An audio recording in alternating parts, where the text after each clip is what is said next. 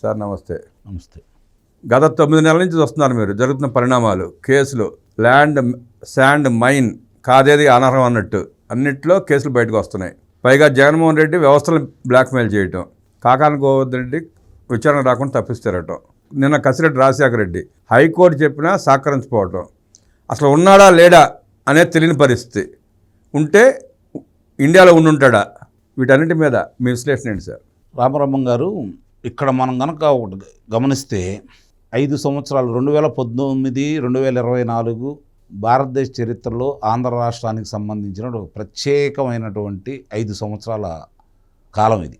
ఎందుకంటే ఇన్ని సంవత్సరాలు స్వతంత్రం వచ్చిన తర్వాత 1947 ఆగస్టు 15 కాడి నుంచి తొలి ఎన్నికలు జరిగి 52 నుంచి ఇప్పటి వరకు కూడా ఆంధ్ర రాష్ట్రం ఏర్పడిన తర్వాత ఇంతమంది ముఖ్యమంత్రులు పనిచేశారు. కానీ 5 సంవత్సరాల పరిపాలన మాత్రం ప్రత్యేకంగా ఉంది. దీంట్లో ఎలాంటి సందేహం కూడా లేదు. ఇది మంచిగా ఉందా చెడుగా ఉందా, దీనివల్ల ఏంటి అంటే చెడుతో పాటు విధ్వంసం కూడా ఉంది. ఇక్కడ చెడు అనేది కొంతమంది చేశారు గతంలో కూడా, కానీ ఇంత విధ్వంసం చేసిన వాళ్ళంటూ ఎవరు లేరు. ఒక తరాన్నే నిర్వీర్యం చేసింది 5 సంవత్సరాల వాళ్ళ యొక్క పరిపాలన. 30,000 మంది మద్యానికి బానిసలై కల్తీ మద్యం తాగి ప్రాణాలు కోల్పోయారు. 30 లక్షల మంది ఇంకా వైద్యశాలల చుట్టూ తిరుగుతూనే ఉన్నారు. కుటుంబాలు చితికిపోయాయి. కుటుంబాలు నాశనం అయిపోయినాయి, ఆర్థికంగా నాశనం అయిపోయారు. మరి వారి యొక్క ఆరోగ్యపరంగా చూసుకుంటూ ఉంటే చాలా ఘోరాతి ఘోరం. సామాన్యులు, చిన్నవాళ్ళు, రిక్షా కార్మికులు కావచ్చు, ఆటో కార్మికులు కావచ్చు, లేకపోతే భవన నిర్మాణ కార్మికులు కావచ్చు, అలాంటి వాళ్ళందరూ సేదతీరటానికి నిజంగా అది మంచిది కాకపోయినా కూడా ప్రభుత్వాలు బలవంతంగా, అన్ని ప్రభుత్వాలు ఇందుట్లో వాటాదారులే. అన్న నందమూరి తారక రామారావు గారు తప్ప మిగిలిన అన్ని ప్రభుత్వాలు దీంట్లో వాటాదారులే. వాళ్ళని మద్యానికి బానిసలు చేసిన దాంట్లో అందరూ తమ వంతు పాత్ర అయితే నిర్వహించారు. ఇందులో ఎవరో అతిథులైతే కాదు. కానీ ఈ ప్రభుత్వం చేసినట్లుగా, ఎందుకంటే గతంలో ఏ ప్రభుత్వం అయినా సరే మద్యాన్ని మామూలుగా తయారీ కంపెనీలకు ఇచ్చేసి వేరే వ్యక్తులకి వాళ్ళని మద్యం దుకాణాలు పెట్టుకోమని చెప్పని అవకాశాలు ఇస్తూ ఉండేవి. వీళ్ళు వాళ్ళని పక్కకి ఎందుకు పంపించారా అంటే ఆ మద్యం కల్తీదని, ఆ మద్యం అమ్మితేనే వాళ్ళకి లాభాలు వస్తాయని. ఎప్పుడైతే ఇప్పటి వరకు పేరున్నటువంటి మద్యానికి కంపెనీకి సంబంధించిన వాళ్ళు ఎవరన్నా వస్తే వాళ్ళ మద్యం తాగుతారు, ఈ మద్యం తాగరని. కాబట్టి వీళ్ళే ముందుండి నడిపిస్తే ఆ మద్యం మాత్రం అక్కడ పెడితే తప్పనిసరి పరిస్థితుల్లో అదే తాగుతారు. కాబట్టి అట్లానే తాగారు కూడా. వాళ్ళ ఆలోచన నెరవేరింది. 1,18,000 కోట్ల రూపాయలకి మద్యం విక్రయాలు జరిగితే వాళ్ళు చివరిలో 1,000-2,000 కోట్ల రూపాయలకు మాత్రమే నగదు లావాదేవీలు లేని కార్యక్రమం నిర్వహించారు వాళ్ళు.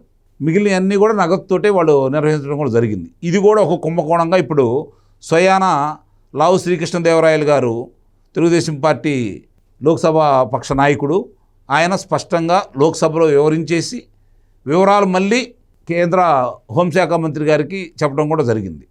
అంటే ఇక ఆ క్రమంలో వస్తూ ఉన్నారు.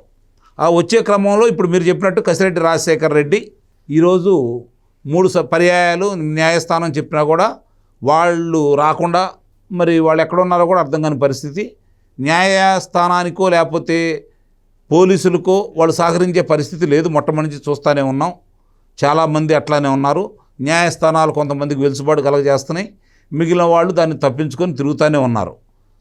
తిరుగువాడు ధన్యుడని ఇప్పుడు వీళ్ళ పరిస్థితి కూడా అట్లానే ఉంది. ఇక మీరు చెప్పిన కాకాని గోవర్ధన్ రెడ్డి మొన్న ఒక 10 రోజుల ముందు ఆయన మాట్లాడిన దాన్ని ఒకసారి చూసుకుంటా ఉంటే బేరంగం పోయాడు, మేసాలు మెలేశాడు, తొడలు కొట్టాడు. మరి ఈరోజు ఏమైపోయాడో అర్థం కావట్లేదు. ఆయన మీద లుకౌట్ నోటీసులు ఇచ్చారు. నాకు ఇప్పటికీ అర్థం కాని విషయం ఏంటంటే రామబ్రహ్మం గారు, ఒక శాసనసభ్యుడు కావచ్చు, లేకపోతే ఒక గ్రామ పంచాయతీ సర్పంచ్గా ఉన్న వ్యక్తి కావచ్చు, లోక్సభ సభ్యుడు కావచ్చు, మంత్రులుగా చేసిన వాడు కావచ్చు, లుకౌట్ నోటీసులు ఇప్పించుకుంటే అంతకంటే దౌర్భాగ్యం ఇంకేమైనా ఉంటుందండి? అంతకంటే నీచంగా ఇంకేమైనా ఉంటుందా? మరి ఎందుకు వీళ్ళకి కరం పట్టిందో నాకు ఇప్పుడు కూడా అర్థం కావట్లేదు. వాళ్ళ నియోజకవర్గం కాకుండా మంత్రిగా చేసిన తర్వాత రాష్ట్ర వ్యాప్తంగా ఆ శాఖకు సంబంధించినటువంటి ఉపయోగాలు ప్రజలకు అందజేయాలని, ప్రజల దగ్గర మెప్పు పొందాలని, ప్రజల కోసం రాజకీయం చేయాలని చెప్పని, పరిపాలన చేయాలని చెప్పని భావించి వాళ్ళకి ఆ అవకాశం ఇస్తే, వాళ్ళు ఈరోజు అదే పోలీసులు లుకౌట్ నోటీసులు ఇచ్చే దౌర్భాగ్య స్థితికి వాళ్ళు వచ్చారు అంటే ఇంతకంటే ఘోరాతి ఘోరం ఇంకేదైతే ఉండదు. సార్, మామూలుగా మనం గతం పరిశీలిస్తే కాకాని గోవర్ధన్ రెడ్డి అంత పిరికివాడు కాదు, పారిపోయే అంత వ్యక్తిత్వం ఉన్నవాడు కాదు. కాకపోతే జరుగుతున్న పరిణామాలు అసలు మనిషి భయం పడే పరిస్థితి. తప్పు చేశాడు కాబట్టి అతను కొల్లగొట్టింది వాస్తవం కాబట్టి, కళ్ళ ముందు కనపడతా ఉంది కాబట్టి, సాక్ష్యాధారాలు ఉన్నాయి కాబట్టి, ఒక్కసారి వాళ్ళ దగ్గరికి వెళ్ళి వివరణ కోసం వెళ్తే ఇక బయటికి రానిరేమన్న భయం కొద్దీ అతను ఇలా ప్రవర్తిస్తున్నాడు. దానివల్ల అతనే ఇబ్బంది పడుతున్నాడు. ఇప్పుడు అక్కడికి వెళ్తే బయటికి రానివ్వడానికి భయపడుతున్నాడా, లేదంటే అతన్ని ఎక్కడైనా దాచేసి, ఇప్పుడు ఎవరైతే పేర్లు బయటికి వస్తాయనుకుంటున్నారో, లేదంటే తాడేపల్లి ప్యాలెస్ని పాలించిన నాయకులు అనుకోండి, వాళ్ళే అతను దాచేసి ఏమైనా చేశారా అన్న ఆలోచన చర్చ కూడా ప్రజల్లో ఉంది. కూడా ఎందుకంటే అతీతమేం కాదు, అందుకు సమర్థులే. ఎందుకంటే గతంలో చాలా చూసాం కాబట్టి అందుకు సమర్థులే కాబట్టి దాన్ని మనం కొట్టిపారవేయలేం. కానీ అతను మొన్న వాళ్ళ కుటుంబ సభ్యులతోటి ఉగాది పచ్చడి తింటూ కూడా ఆయన నిశ్చల చిత్రాలని ప్రజలకి అందజేశాడు కాబట్టి అతను ఇంకా వాళ్ళ చేతుల్లో ఉంటాడని అయితే నేనైతే భావించట్లేదు. కాకపోతే ప్రస్తుతం అంత పిరికివాడు, మీరు అన్నట్టు ఎప్పుడైనా సరే పిరికివాడే మేకపోతు గాంభీర్యాన్ని ప్రవర్తిస్తూ ఉంటాడు. అర్థమైందండి? ధైర్యవంతుడు నిజాయితీపరుడు ఎప్పుడు ఎదుర్కొంటాడు సమస్యలు ఏదన్నా ఉంటే. 5 సంవత్సరాల వాళ్ళ పరిపాలనలో మరి వాళ్ళు చాలామంది మీద అభియోగాలు పెట్టారు. మరి చాలామంది నాయకులు అదుపులో తీసుకున్నారు. సుమారు 60 మంది పైన తెలుగుదేశం పార్టీ నాయకులని అదుపులో తీసుకున్నారు. స్వయానా చంద్రబాబు నాయుడు గారిని అదుపులో తీసుకున్నారు. అయినా సరే ఎవరు పారిపోలేదే, ఎదుర్కొన్నారే, ధైర్యంగా నిలబడ్డారే. మరి మీకెందుకు ఈ కర్మ? ఒకసారి ఆలోచించుకోవాలి కదా. అంటే ఆ క్వాడ్జి తవ్వకం, ఆ గనుల దోపిడీలో పక్కా సాక్ష్యాధారాలు దొరికినాయండి. ఏదైతే ఓబులాపురం మైన్స్లో గాలి జనార్దన్ రెడ్డి దోచుకున్నాడు, అదే వరవడిలో అదే రకంగా కాకాని గోవర్ధన్ రెడ్డి కూడా దోచుకున్నాడు. అది స్పష్టం. అది దాంట్లో ఎవరెవరికి వాటాలు ఉన్నాయనేది బయట రావాలి. ఇప్పుడు నిస్సందేహంగా ఇప్పుడు 5 సంవత్సరాలు జరిగిన పరిపాలనలో ఎవరు ఏం దోసుకున్నా ఆ డబ్బులు ఎవరికి వెళ్ళియో స్పష్టంగా ప్రజలందరికీ తెలుసు. మనం ప్రత్యేకంగా చెప్పుకోవాల్సిన అవసరం లేదు. ఎవరు ఏమి చేసినా కూడా వాళ్ళ కనుసన్నల్లోనే జరిగింది. మాజీ ముఖ్యమంత్రి గారి యొక్క కనుసన్నల్లోనే, సజ్జల రామకృష్ణారెడ్డి గారి పర్యవేక్షణలోనే జరిగినాయి అనేది ఈరోజు పుంకాలుగా బయటకు వస్తున్నటువంటి వాస్తవాలు. అవి కొట్టిపారవేయలేం, కళ్ళ ముందు కనపడుతున్నాయి. కాబట్టి ఇప్పుడు వీళ్ళేంటాయంటే వాళ్ళ వరకే ఆగుతారా, విచారణలో వాళ్ళ పేర్లు చెబుతారా, ఎవరు ప్రోద్బలంతో చేశారు, ఎవరు సహకారంతో చేశారు, ఈ డబ్బులు ఎవరికి వెళ్ళినాయి అనే దాని మీద వాళ్ళ వరకే చెప్పుకుంటారా, వాళ్ళ మీదే నేరాన్ని వేసుకుంటారా, లేకపోతే పైదాకా వస్తారన్న భయం కొద్దీ మీరు అన్నట్టు వీళ్ళని కొంతమందిని బయటికి రానియకుండా, ఎక్కడున్నారో కూడా తెలియకుండా, ఇప్పుడు కసిరెడ్డి రాజశేఖర రెడ్డి ఉన్నాడు, కాకాని గోవర్ధన్ రెడ్డి ఉన్నాడు. మీరు చెప్పినట్టు ఆ క్వాడ్జికి సంబంధించింది కావచ్చు, లేకపోతే మిగిలినవి కావచ్చు, ఇసుక కావచ్చు, వీటన్నిటికి సంబంధించి ఆ జిల్లాని ఏం చేశారో స్పష్టంగా చూస్తూనే ఉన్నాం మనం. దాని గురించి సోమిరెడ్డి చంద్రమోహన్ రెడ్డి గారు 3 రోజులు అక్కడ హడావుడి చేసినా ఆయన ఏ విధంగా బలవంతంగా తీసుకెళ్లారో కూడా చూస్తూనే ఉన్నాం. మరి ఆయనకు సంబంధించిన దస్త్రాలు మాత్రమే, కోర్టుకు సంబంధించిన దస్త్రాలు, ఆయన దస్త్రాలు మాత్రమే దొంగకు దొరికినాయి. ఇది కూడా విచిత్రంగానే జరుగుతుంది కదా. కాబట్టి ఇవన్నీ మన కళ్ళ ముందు కనపడుతున్న తర్వాత, వాళ్ళు చేసిన ఇవన్నీ కూడా కళ్ళ ముందు కనపడుతున్న తర్వాత ఆ భయం కొద్దీ మాత్రమే నిజంగానే వాళ్ళ అదుపులో ఉన్నాడా, లేకపోతే ఇతను పారిపోయాడనేది భవిష్యత్తులో తెలియాలి. క్వాడ్జ్ కానీ మద్యం కానండి, క్వాడ్జ్ కూడా 1,00,000 కోట్ల పైన దోపిడీ, మద్యం కూడా 1,00,000 కోట్ల రూపాయల పైన దోపిడీ. రెండిట్లో ఒక పక్క కాకాని గోవర్ధన్ రెడ్డి, ఒక పక్కన కసిరెడ్డి రాజశేఖర రెడ్డి. వీళ్ళిద్దరిని విచారిస్తే వెనకాల ఎవరున్నారు, ఎవరెంత వస్తున్నారో మొత్తం బయటకు వచ్చేస్తాయి. సందేహంగా ఆ భయంతోనే ఇద్దరిని దాచేశారు అన్న చర్చ కూడా ఉంది. దాన్ని కొట్టిపారవేయలేమని చెప్పాను కదా. అందుకు సమర్థులే కాబట్టి దాన్ని మనం అయితే కొట్టిపారవేయలేము. ఇక సరే, ఇక్కడ ఇంకొకటి చిన్న ప్రశ్న.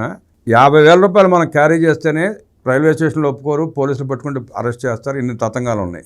ఇన్ని లక్షల కోట్లు ఎక్కడ దాచుంటారు, ఎక్కడ తరలించి ఉంటారు, ఎట్లా తరలించి ఉంటారు? ఇప్పుడు ఎన్నికల ముందు కంటైనర్లు వెళ్తున్నాయి అని చెప్పని హడావుడి చేశారు కదా.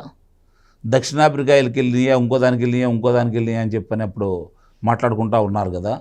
ఇక్కడ వాళ్ళు చేరవేసిందంతా బయటకు చేరవేశారు.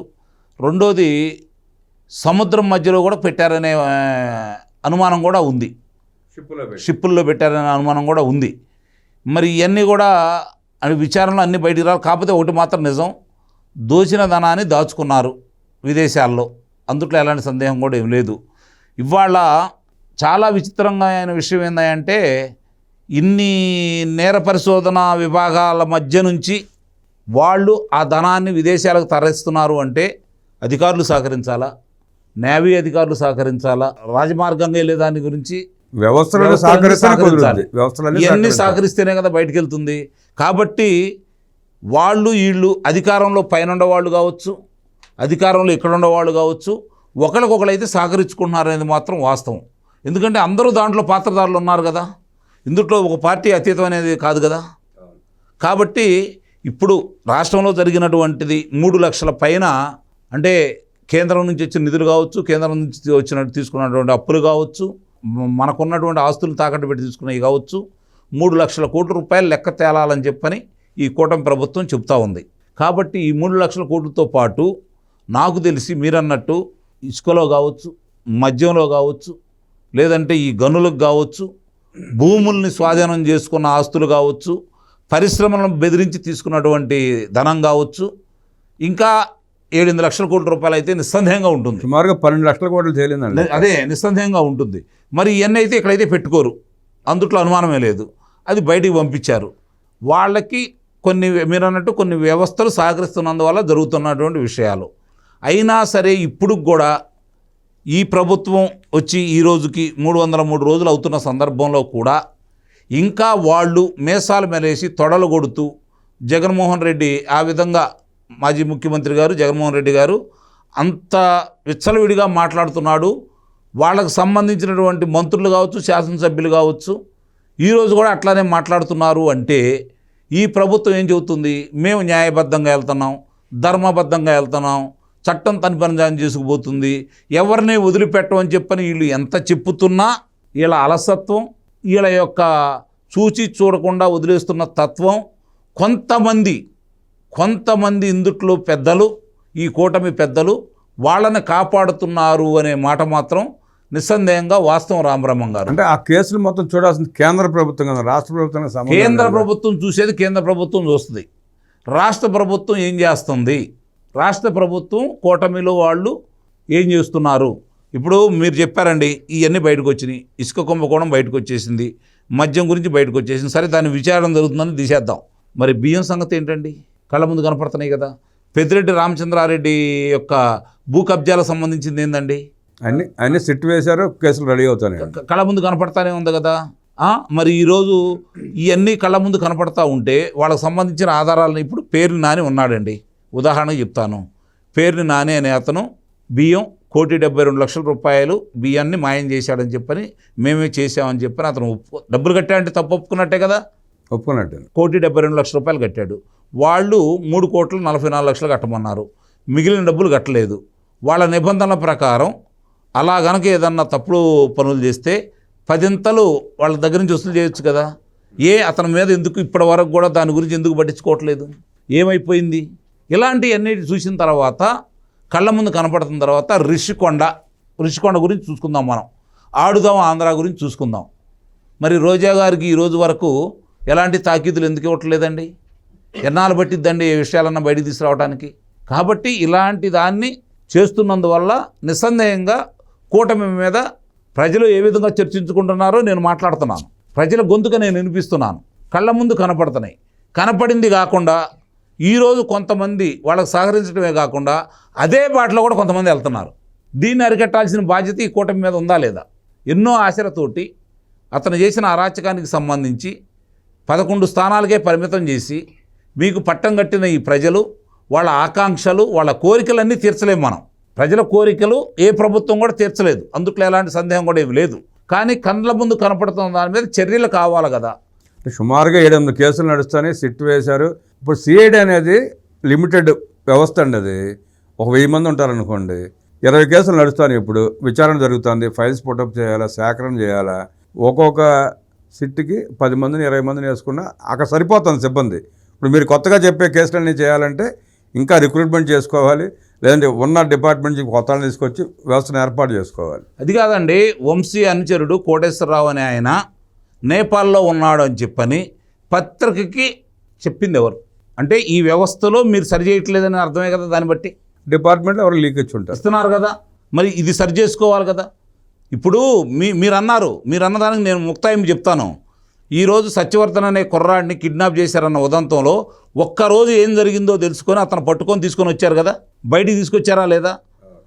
నిన్న ఫాస్టర్ ప్రవీణ్ గారి యొక్క మరణానికి సంబంధించి 24 గంటల్లో ఎక్కడి నుంచి బయలుదేరాడు, ఎన్నిసార్లు ఆగాడు, ఎన్నిసార్లు మద్యం సీసాలు తీసుకున్నాడు, ఎక్కడెక్కడ ఆగాడు, ఎక్కడ ప్రమాదాలు జరిగినాయి, ఇవన్నీ కళ్ళకు కట్టినట్టు చూపించింది ఇదే పోలీసు వాళ్ళు కదా, అవునా కదా? మరి ఇవన్నీ 24 గంటల్లో చేయగలిగిన వీళ్ళు మరి తప్పించుకొని వెళ్తున్నటువంటి నందిగం సురేష్ని ఒక రోజులోనే తీసుకొచ్చారు కదా. మన త్వరగా కిషోర్ని తీసుకొచ్చింది వీళ్ళే కదా. పిన్నెల్లి వెంకటరామరెడ్డి మే 14వ తారీఖున కనపడకుండా వెళ్ళిపోయాడు. ఇప్పటి వరకు ఏడున్నాడు? ఇవన్నీ కొన్ని అనుమానాలకు తావిస్తున్నాయి. అంటే ఇన్ని చేయగలిగిన ఈ పోలీసులు ఇవి ఎందుకు చేయలేరు? నిస్సందేహంగా చేయగలరు. వాళ్ళకి కనుక ఫ్రీ హ్యాండ్ ఇస్తే చేయగలరు. మీరు అన్నట్టు ఎందుకు చేయలేదు ఏంటి అంటే, ఇప్పుడు మీకు గుర్తు ఉండే ఉంటుంది 2005లో 2006లోనో రాజశేఖర రెడ్డి సీఎంగా ఉన్నప్పుడు Andhra Pradesh state selection committee board పెట్టి ఆ రోజు ఉద్యోగాలు ఎలా ఇచ్చాడో చూసాం మనం. బీసీలకు అన్యాయం చేసి తనకు కావాల్సిన వాళ్ళకి, తన వర్గీయులకి మార్కులు రాకపోయినా 80 మార్కులు ఇచ్చి ఉద్యోగాలు ఇచ్చారు నేపథ్యం. వాళ్ళందరూ ఈ వ్యవస్థలో వేళనికి పోయి వాళ్ళు పెత్తనం చేస్తా ఇలాంటివి చేస్తున్నారని చెప్పి ఆలోచన చర్చ కూడా ప్రజల్లో ఉంది. వాళ్ళ మీద చర్యలు తీసుకోకపోతే వాళ్ళ మీద ఎప్పుడు భయపడతారు? వాళ్ళు ఎప్పుడు భయపడతారు? ఇద్దరు అధికారుల మీద తప్పు చేసిన వాళ్ళ కళ్ళ ముందు కనపడుతున్న తర్వాత ఇద్దరు అధికారులను కనుక మనం కరెక్ట్గా వాళ్ళని నిలబెట్టేసి శిక్షలు వేయించగలిగితే మిగిలిన వాళ్ళు భయపడతారా లేదా? ఈరోజు మీరు అన్నారు కాబట్టి చెబుతున్నానండి. రిషికొండని బోడిగుండు చేసేసి అక్కడ ఒక మహల్ కట్టినటువంటి వ్యక్తి, పర్యవేక్షణ చేసిన అధికారి ఈరోజు ఏ పోస్టులో ఉన్నాడు చెప్పండి మీరు? ఎందుకు ఉండాలి అతను ఆ పోస్టులో? ఏం చేశాడని అతను ఆ పోస్టులో తీసుకొచ్చి పెట్టాలా? ఇవన్నీ కళ్ళ ముందు కనపడుతున్నాయండి. అందుకనే వీళ్ళు చంద్రబాబు నాయుడు గారు ఒక్కడే ఇవన్నీ చేయలేడు, గమనించుకోవాలి. ఆయన పరిపాలన చూసుకుంటాడా, పరిశ్రమలు తెచ్చి ఆలోచన చూసుకుంటాడా, కేంద్రంతో మాట్లాడే విధానంలో చూసుకుంటాడా, కేంద్రం నుంచి నిధులు తెచ్చుకునే కార్యక్రమం చూసుకుంటాడా, లేకపోతే ఈ నదుల అనుసంధానం గురించి చూసుకుంటాడా, P4 అని చూసుకుంటాడా? ఎన్ని చేయాలి చంద్రబాబు నాయుడు గారు ఒక్కళ్ళే? మిగిలిన వాళ్ళు ఎంతమంది సహకరిస్తున్నారు ఆయనకి? ఎవరికి అప్పచెప్పిన బాధ్యతలు వాళ్ళు సక్రమంగా నిర్వర్తించాలి. లేదు, అందుట్లో అనుమానమే లేదు. దాని మీద కూడా చంద్రబాబు నాయుడు సమీక్ష మొదలుపెట్టారు. ఒక్కో దాని మీద మొదలుపెట్టారు. అది కూడా జరుగుతూ ఉన్నాయి, అన్ని బయటకు వస్తాయి. ఇప్పుడు అంటే ఒకటండి, ఆలస్యం అవుతుంది అంటే ఇప్పుడు ఎట్లా ఉంటుందంటే 100 మందిని ఒకసారి కూర్చుంటామండి ప్రజలు, మధ్యలోకి 2 పాములు వచ్చి పడతాయి, తాసుపాములు. ఏం చేయాలా చెప్పండి మీరు? అంతే కదా. మరి ఇలాంటి కలుపు మొక్కల్ని ముందుగా ఏరైపోతే వటవృక్షాలు అయిన తర్వాత ఏం చేయగలం చెప్పండి? చేయాల్సిన బాధ్యత ఉందా లేదా? ఎక్కడికి వచ్చినా ఎవరిని పట్టుకున్నా గుర్తు లేదు, మర్చిపోయాము, మాకు తెలియదు. అలాంటి వాళ్ళు అసలు పదవులు ఎలా ఉంటారంటే ఒక్క కాజు పెట్టచ్చు కదా న్యాయస్థానానికి. ఏం జరిగిందో ఇలా తెలియని వాళ్ళు, వీళ్ళకి మతిపరుపు వచ్చింది, ఈ పదవిలో ఉండటానికి లేదు, మేము తీసేస్తున్నాము అని ఎందుకు తీసేయకూడదు? తీసేయచ్చు, అన్నీ జరుగుతుంది సక్రమంగా. అప్పుడు కదా అవతలాలు భయపడేది. ఇదే చంద్రబాబు నాయుడు గారు 95 నుంచి 99 వరకు ఎలా పరిపాలన చేశారు? మళ్ళీ అలాంటి పరిపాలన చేసినప్పుడే ఈ రాష్ట్రానికి పట్టిన శని, ఇలాంటి వాళ్ళందరూ సంగతి చూడాల్సిన ఆవశ్యకత అయితే నిస్సందేహంగా ఉంది. ఆ పని చేస్తారని నాకైతే నమ్మకం ఉంది. దానికి సహకరించాలి మిగిలిన వాళ్ళు కూడా. ఎక్కడికక్కడ చూస్తూనే ఉన్నాం మనం. ఏం జరుగుతుందో కళ్ళ ముందు కనపడతానే ఉన్నాయి. అన్ని డిపార్ట్మెంట్లు సమీక్షలు జరుగుతున్నాయండి. నిన్న కూడా సమీక్షలో మనకు చెప్పారు. రెవెన్యూ, పోలీస్, మున్సిపాలిటీలో అత్యధిక ఫిర్యాదులు ఉన్నాయి. వాటిని సమీక్ష కూడా వస్తున్నాడు. ఒక్కొక్కటి కలుపు మొక్కలను ఏరివేస్తారు, శిక్షలు పడతాయి. జరగాలనే కదా కోరుకుంటుంది ప్రజల ఆకాంక్షది. మళ్ళీ మనం ఆయన అనుకున్నట్టుగా 2047 భారతదేశం ఎలా ఉండాలి, భారతదేశం వెలిగిపోయే సందర్భంగా ఆంధ్ర రాష్ట్రం ప్రథమ స్థానంలో ఉండాలని ఆయన కోరుకుంటున్నాడు. అంటే వీళ్ళందరూ సహకరిస్తేనే కదా, ఆయన ఒక్కడి వల్ల సాధ్యమయ్యేది కాదు కదా ఇది.